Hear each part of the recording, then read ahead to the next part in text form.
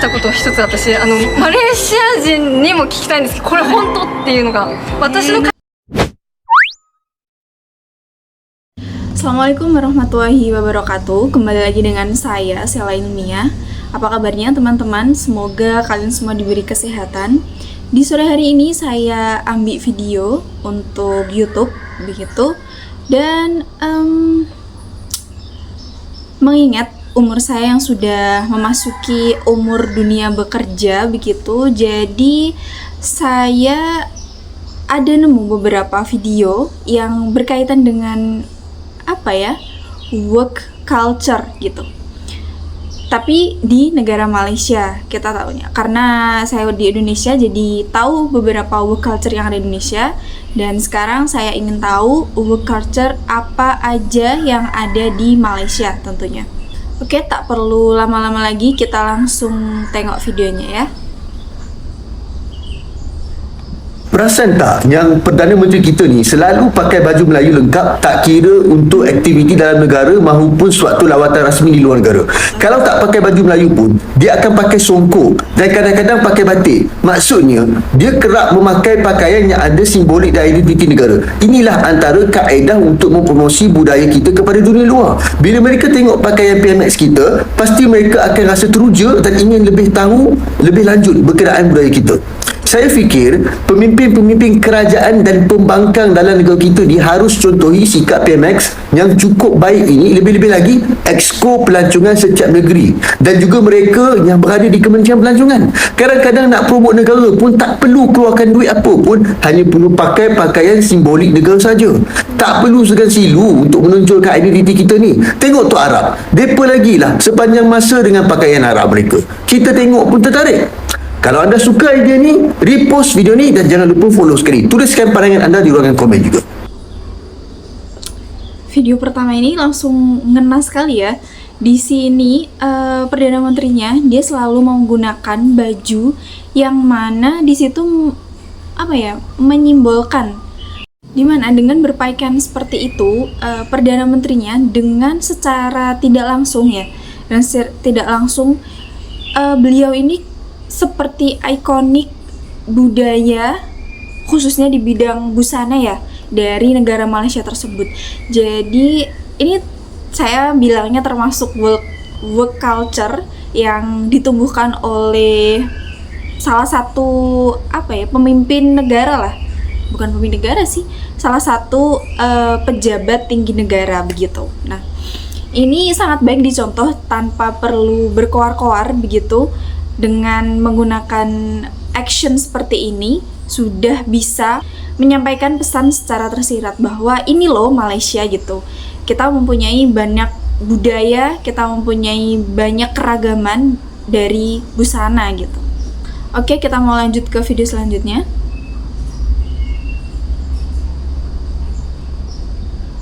Malaysia はもう全然違くて、びっくりしたことを一つ私マレーシア人にも聞きたいんですけど、これ本当っていうのが私の会社だけなのか、他の会社もそうなのかっていうのが一つあって、私9時から働くんですけど、8時から働く人マレーシア人もいるんですよ。で、じゃあ8時から始まる人ってじゃあ8時ぴったりに仕事するかって言ったらそうじゃなくて、まずマカンタイムが始まるんです。そうなんだ、8時ぴったりにみんな仕事するんじゃなくて8時から朝食食べ始めるんですよ。びっくりしちゃって、待って、なんでみんな8時から仕事しないのみたいな。みんななんかマカンして8時組が、パントリーっていうその食事する場所かショッピングモールで朝食食べて、で大体仕事始めるのが8時30分か8時40分ぐらいに大体ゾロゾロみんな戻ってきて仕事し始めるみたいな。だからみんな8時ぴったりに仕事しないんですよ。マカンタイムも準備込みで8時から。そうなんです。マカンも仕事に入っちゃってるっていうのが私当時すごいびっくりして、なんでみんなlucu banget ini orang Jepang yang kerja di Malaysia ternyata teman-teman. Cewek-ceweknya kaget banget waktu pertama kali merasakan tentang kehidupan kerja di Malaysia, dimana ternyata dia selama di Jepang itu selalu on time gitu.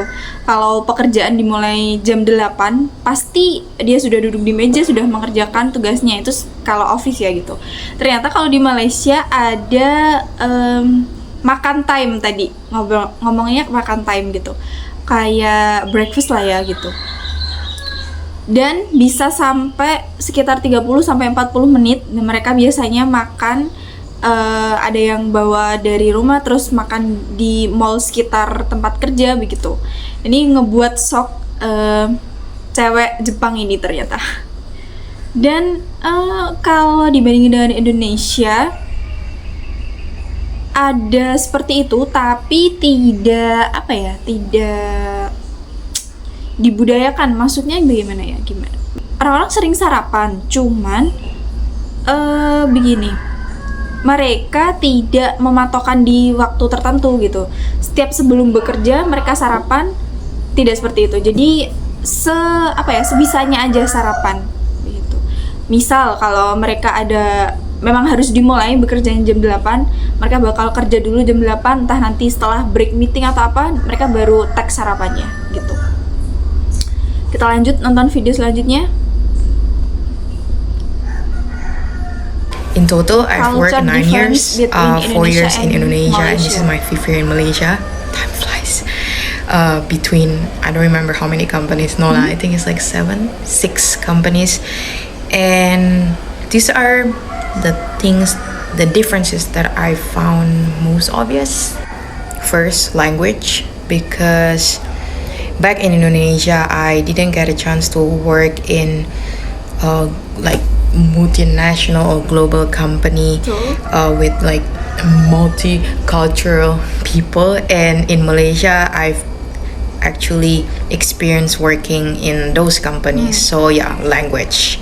The thing about working with people from different culture, they have their own working culture, if you know what I mean. So they have their own way of seeing things, understanding things, communicate. Some will be so open-minded, some will be like close-minded, and of course I needed to adapt to that. It's quite challenging and interesting at the same time. Speed. I think this is very obvious because in Indonesia, you know, we have 200 million people, right? I mean, not to say that everyone has to compete with everyone, but it's like we have a lot of people to compete with. So my upbringing would be I need to do things faster. I need to do things better to be able to be seen by the companies. Third would be expectations. This one, I think it connects with speed, whereby, like I said, because the competition in Indonesia is like stronger. So the expectations from the companies which I work with was so much more ambitious than the companies in Malaysia. Overall, I feel like when it comes to work culture, doesn't necessarily because it's like different country or different region will be different. I guess it's back again to the company itself. What do you think?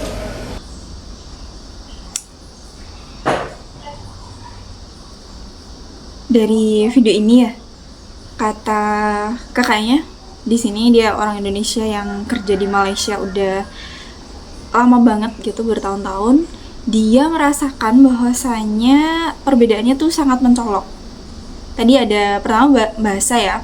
Kalau bahasa dia most of them di Malaysia katanya tuh menggunakan bahasa multicultural gitu. Jadi ya most of them pakai bahasa Inggris lah ya, saya sebut gitu aja. Kemudian tadi yang membedakan tuh speed kerjanya. Jadi kalau di Malaysia kalau memang butuh speed yang cepat untuk kerja ya dia bakal cepet. Kalau tidak memerlukan terlalu banyak kecepatan dalam bekerja ya sebisanya saja seperti itu. Jadi tergantung orangnya. Kalau ternyata dia punya banyak waktu dan pengen bekerja dengan cepat ya dikerjakan seperti itu. Nah yang ketiga tadi tentang expectation, karena di Indonesia kan kompetisinya banyak ya dengan populasi penduduk yang segitu banyaknya. Kemudian banyak banget yang berlomba-lomba ingin masuk perusahaan yang besar dengan benefit yang besar juga. Jadi ekspektasinya tuh kita sudah berekspektasi segini, tapi ternyata baru misal kita masuk di sesi apa gitu, interview atau administrasi, ternyata sudah di-cut gitu.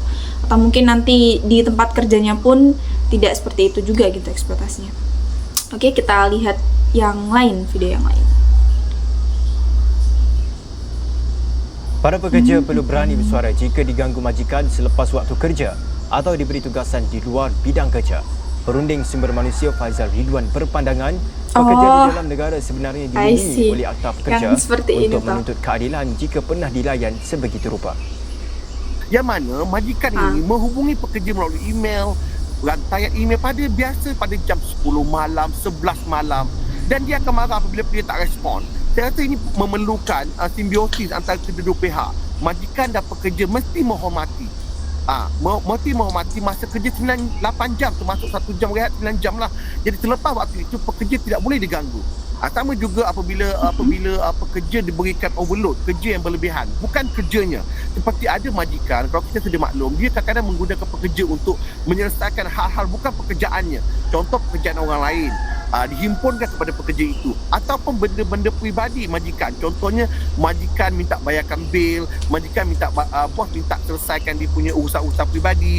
Jadi perkara-perkara ini sebenarnya boleh ditolak secara baik. Justru baginya pekerja dilindungi di bawah peruntukan undang-undang dan kes boleh dibawa ke peringkat seterusnya. Baginya produktiviti kerja akan terganggu jika pekerja tidak diberikan keadilan sewaktu melaksanakan tugasan mereka.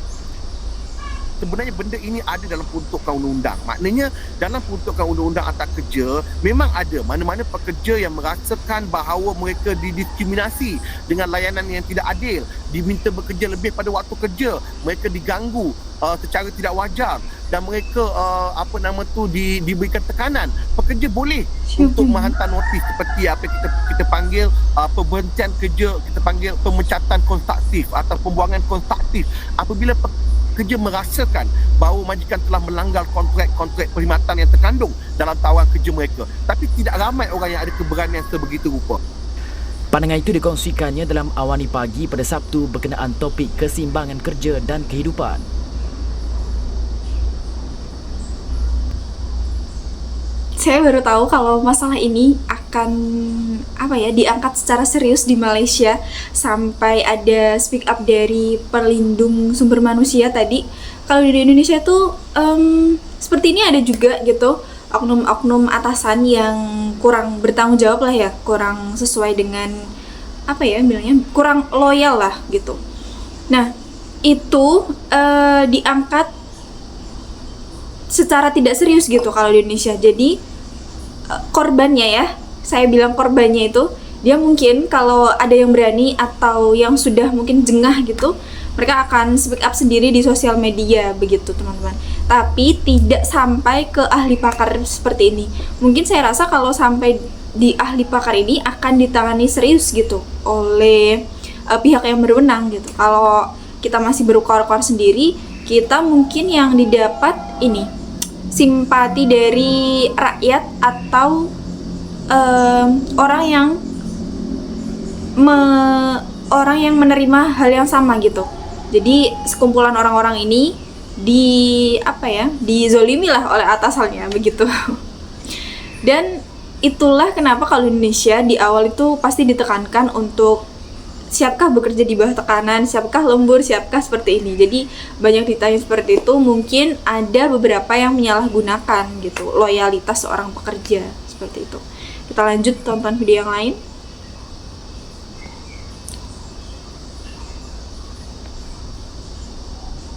Dia sebenarnya kenapa lately ni banyak kilang di Jepun, di Malaysia mula tutup sebab manpower kita dah start mahal.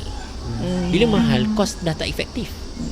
Tapi saya cakap juga, kenapa tak bawa teknologi yang Jepun dah buat tu kan, implement dekat Malaysia. Dia kata benda ni memerlukan pemantauan yang sedikit detail lah. Kita selalu dicop tak detail tau, buat kerja sambil lewa, buat kerja slow kan. Setuju juga tu. So kita kadang-kadang dengar tu macam nak fight pun tak boleh benda macam tu kan. Kita macam cakap best tau bila orang cakap macam tu pada orang kita, pada rakyat kita kan. Kalau seorang boleh jaga 4 line, production dia lebih kurang je output. So disebabkan dia jaga seorang untuk 4 line, gaji dia jadi mahal lah. Sebab output tu boleh bayar gaji dia lebih banyak. Orang terlepas pandang improve diri sendiri, improve skill tu sebenarnya tengah improve income. Wow, ada isu seperti ini juga ternyata ya.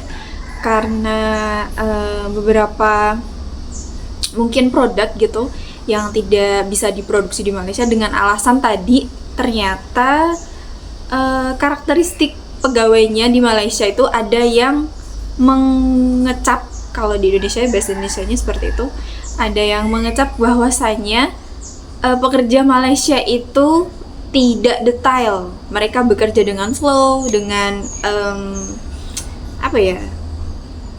Ya mungkin seperti itu. Terlalu apa ya bilangnya? Santai mungkin ya, terlalu santai, menikmati gitu. Jadi tidak yang tek gitu, tidak yang tek gitu. Ada isu yang seperti itu. Jadi kalau menurut Datu ini tadi kurang bagus lah kalau dibilang seperti itu untuk semua rakyat. Mungkin ada yang seperti itu, tapi untuk keseluruhan tidak seperti itu gitu. Kalau saya rasa di sini lebih ke Indonesia sih seperti itu. Kalau orang Indonesia, dia menurut saya kerjanya ya sudah kerja sesuai tujuan hari itu. Kerja hari ini mau sampai sini gitu. Nah setelah itu ya udah gitu, mereka akan santai-santai gitu. Tidak ada, masih belum banyak lah orang yang kayak setelah kerja ini saya mau ambil tambahan kerja ini gitu. Semangat untuk memperoleh income lebih banyak itu masih kurang kalau di Indonesia menurut saya begitu teman-teman. Kita lanjut nonton video yang lain. Melayu malas konon, Melayu memilih kerja konon, Bangla lebih rajin konon. Lagi. Oh, rupa-rupanya itulah naratif fitnah jahat segelintir sang majikan tempatan untuk tak nak bayar gaji minimum kepada pekerja tempatan. Sebelum saya sambung, tolong repost video ni supaya lebih ramai orang sedar bahawa di negara kita wujud segelintir majikan yang khianat. Oh, patutlah sayang sangat pada Bangla. Sebab mereka ni terima apa sahaja gaji yang diberikan. Dasar pengkhianat. Sanggup memfitnah anak tempatan sebagai malas. Sanggup membiarkan anak tempatan merempat tanpa pekerjaan. Sanggup mengeksploitasi pekerja asing hanya semata-mata nak kaut keuntungan berlipat kali ganda. Jangan samakan hak pekerja orang asing dan hak pekerja orang tempatan. Orang tempatan kita ada anak bini yang nak disara, ada kereta dan motor yang nak dibayar, ada anak yang nak dihantar ke sekolah, ada insurans itu, ini dan sebagainya yang nak dibayar. Tak sama dengan tanggungjawab pekerja asing. Sebab itulah gaji yang anda perlu beri kepada pekerja tempatan tak boleh sama macam pekerja asing. Moga Allah memurahkan rezeki dan melipat kali ganda rezeki majikan tempatan yang menjaga kebajikan pekerja tempatan mereka. Dan moga Allah tidak beri ketenangan kepada majikan tempatan kita yang khianat, yang sanggup fitnah anak tempatan, menolak pekerja tempatan dan mengeksploitasi warga asing. Saya mohon kepada pihak penguatkuasa supaya ambil tindakan tanpa tolak ansur kepada majikan yang melanggar undang-undang dan kepada rakyat. Ayuh, kita lawan para pengkhianat ini. Sebarkan video ini.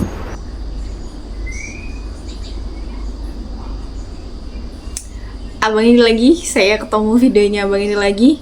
Abang ini marah-marah karena ada segelintir majikan yang kurang bertanggung jawab ya. Dia menzolimi pekerjanya. Seperti itu. Jadi sampai menimbulkan fitnah yang sepertinya lumayan besar gitu di media sosial, dimana sampai dicap pekerja Malaysia ini tuh malas, seperti itu. Pekerja lokal tuh malas, lebih malas daripada pekerja asing.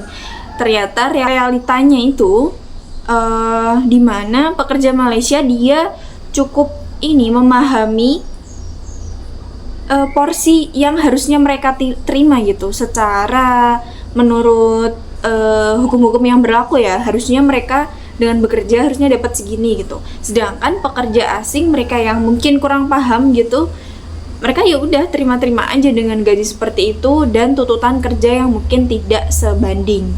Ternyata ya masalah salah paham sih sebenarnya ya, salah paham yang seharusnya tidak dilakukan seperti itu. Kita lanjut nonton video yang lain. Wah, ini apa? Working without shoes, something I've never thought about. Kerja tidak pakai sepatu. Basically, I study in Paris. It's a high school, but it also made after diploma study. And I study international trade, and it's my first year now. I have to do a 3 months internship in whatever country we chose. So I chose Malaysia. We all had to find the company, whatever company it is, as long as it's making import exports, it's okay. So as long as you can see, it does import exports worldwide. So they took me. I'm happy now. It's a great experience. I discovered a new country that I never knew about. I wasn't even sure about this country at first. I was like, Malaysia? I don't know. Actually, I love it here. I love it there. I love the people. I love the food. I love the culture. I learned about some software. At first, I knew about software, but I know better. I know more than I used to know before, especially in English, because we have French software. Excel is in French. Now it's in English, so I have to learn both. It's very interesting, actually. It's also Asian culture. Asian culture is different at work than in Europe, but it's interesting. For example, working barefoot, working without shoes, something I've never thought about. This is something we do in Profaz, and I like it. In France, we walk with shoes. In Europe, in general, we never take off our shoes. Never.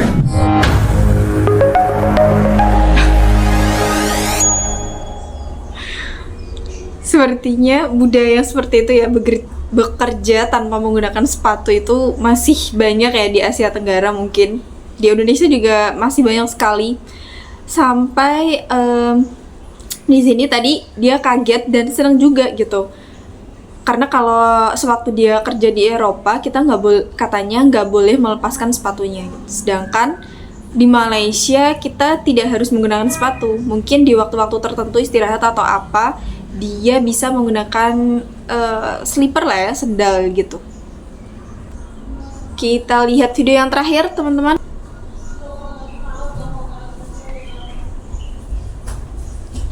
Okey, kalau aku pergi ke mamak baru-baru ni, kalau aku pergi kedai-kedai mi tarik itu buah cendawan baru-baru ni kan, aku akan nampak kebanyakan pekerja yang mengisi jawatan-jawatan kat situ adalah bukan pekerja warga negara. Kebanyakan mereka akan datang daripada China mainland kalau kat kedai mi tarik ini, akan datang daripada negara India kalau kat mamak, adalah segelintir yang ada Vietnam, Myanmar, akan ada orang Indonesia. Tetapi warga negara yang kerja kat situ memang kurang lah. Kalau dalam 10 orang pekerja asing yang ada, mungkin 1 je pekerja warga negara yang akan duduk kat situ. So benda ni menimbulkan tanda tanya lah kepada aku, sama ada dekat Malaysia ni ada atau tidak kerajaan kita tetapkan ratio orang lokal sebelum syarikat-syarikat ni boleh ambil pekerja asing daripada negara luar. So bila aku cari dalam laman web immigration, dalam laman web KDN dan juga dalam laman web Ministry of Human Resource, memang tak ada cara pengiraan yang spesifik tentang berapa banyak local worker yang syarikat lokal perlu ada sebelum dia dibenarkan untuk ambil pekerja asing. Dan kalau boleh pun, berapa persen sebenarnya pekerja asing yang boleh mengisi kekosongan di syarikat-syarikat lokal di Malaysia.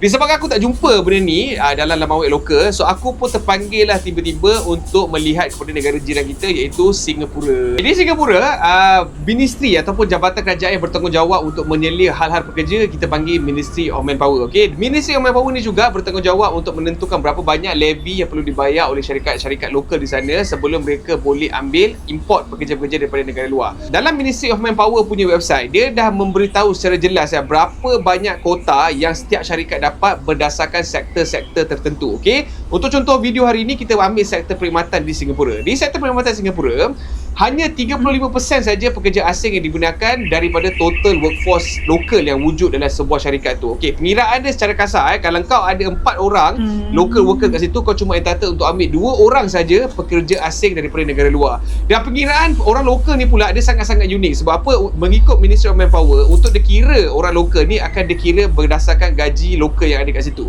So daripada gaji 800 hingga 1600, local worker ni dikira sebagai 0.5 saja. Dan untuk gaji 1600 ke atas, local workers akan dikira sebagai 1.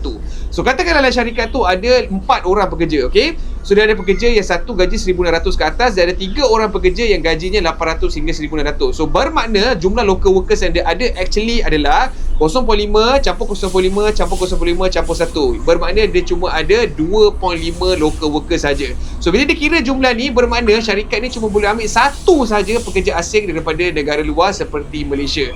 Dan rules ni ataupun regulation ni dia perketatkan lagi sekiranya syarikat tu nak ambil pekerja yang berkemahiran tinggi. Untuk mengambil pekerja berkemahiran tinggi, sebuah syarikat lokal dekat Singapura bagi sektor servis perlu ada lebih kurang 10 hingga 11 orang sebelum dia layak untuk ambil even one pekerja asing untuk mengisi kekosongan berkemahiran tinggi di syarikat tersebut.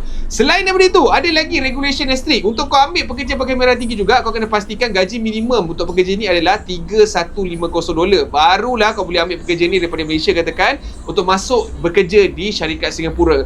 Dan selain daripada itu, untuk kau ambil juga pekerja asing daripada luar ni, kau kena buktikan kepada Ministry of Manpower bahawa pertama sekali kau tak ada isu dengan local workers berkenaan dengan gaji dan juga pembayaran EPF ataupun CPF lah kita panggil dekat Singapura. Itu pertama. Dan nombor dua, kau kena pastikan juga memang pekerja-pekerja kau ni tak pernah buat komplain tentang kebajikan mereka ke mana-mana tribunal di Singapura. Sebab apa? Sekiranya peruntukan ini tidak dipenuhi, kalau kau nak ambil pekerja asing masih boleh, tetapi levy yang akan dikenakan ke atas syarikat-syarikat yang ada masalah ni akan lebih tinggi daripada syarikat-syarikat yang bersih dan yang baik. So aku rasa ni polisi yang sangat bagus.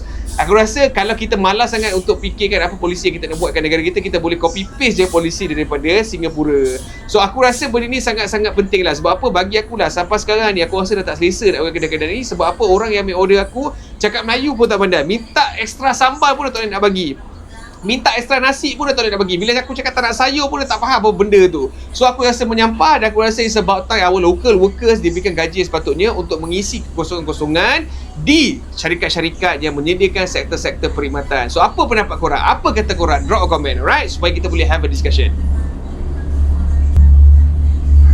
Oh, macam tu. Ini tentang jumlah pekerja ya, kalau di sekitar bukan yang big company seperti itu, kayak di kedai-kedai atau mungkin toko-toko gitu, atau mungkin di kantin.